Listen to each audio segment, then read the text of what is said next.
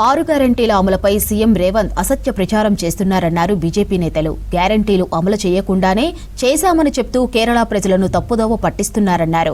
కేసీఆర్ లాగే రేవంత్ వ్యవహరిస్తున్నారన్నారు. ఇక ఎన్నికల సమయంలో బీఆర్ఎస్ అవినీతిపై రేవంత్ అనేక మాటలు చెప్పారని, ఇప్పుడు ఒక్క కేసులోనూ చర్యలు తీసుకోలేదని విమర్శించారు నేతలు.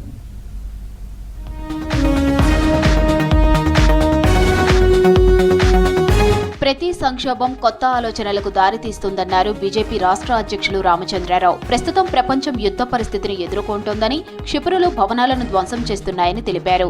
ఇవి నిర్మాణ రంగంలో, ఇంధన రంగంలో పెద్ద మార్పులకు దారితీస్తాయన్నారు.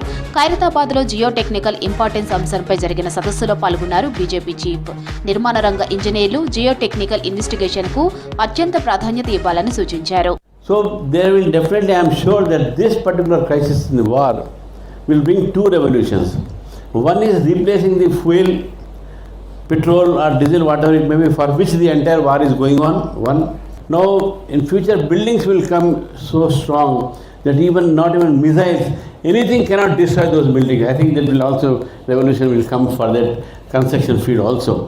And these are the things, whenever the crisis and disasters happen, new thoughts, new innovations take place. రాష్ట్రంలో 6 గ్యారెంటీలు పూర్తిగా విఫలమయ్యాయన్నారు కేంద్ర మంత్రి కిషన్ రెడ్డి. ఒక్క పథకం కూడా సమర్థవంతంగా అమలు కాలేదన్నారు. అమలు చేయని పథకాలను చేశామని చెప్తూ కేరళలో సీఎం రేవంత్ అసత్య ప్రచారం చేస్తున్నారని ఆరోపించారు.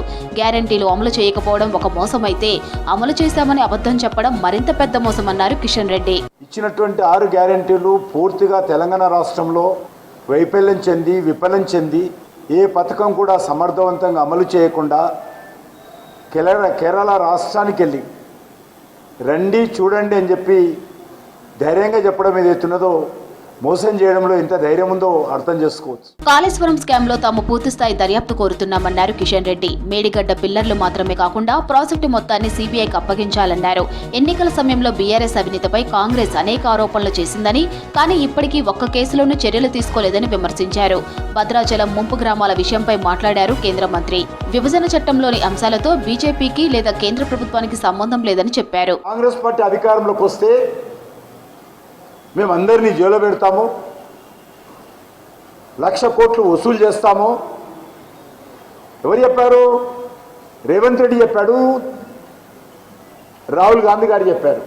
భారతీయ జనతా పార్టీ భుజాల మీద తుపాకులు పెట్టి పేల్చాలనేటువంటి విధంగా హైదరాబాద్ లోక్ భవన్ లో గవర్నర్ శివప్రతాప్ శుక్లాని కలిశారు ఎంపీ డీకే అరుణ. మహబూబ్ నగర్ ఖేల్ సంసద్ మహోత్సవ్ ముగింపు వేడుకలకు ముఖ్య అతిథిగా రావాలని ఆహ్వానించారు. ఏప్రిల్ 9 నుంచి 24 వరకు నిర్వహించే క్రీడా మహోత్సవం గురించి గవర్నర్ కు వివరించారు ఎంపీ. 24న మహబూబ్ నగర్ వేదికగా జరిగే ముగింపు వేడుకకు హాజరుపై సానుకూలంగా స్పందించారు గవర్నర్ శివప్రతాప్ శుక్లా. ఎస్ఐఆర్ పై ఫోకస్ చేసింది బీజేపీ. ఎస్ఐఆర్ పై ఏ విధంగా ముందుకెళ్లాలనే దానిపై లీగల్ టీంతో చర్చలు జరుపుతోంది. ఇప్పటికే 119 నియోజకవర్గాలకు లీగల్ ఇన్ఛార్జీలు నియమించింది బీజేపీ. ఇక ఈ నెల 2వ వారం నుంచి రాష్ట్రంలో ఎస్ఐఆర్ అమలు కానుంది.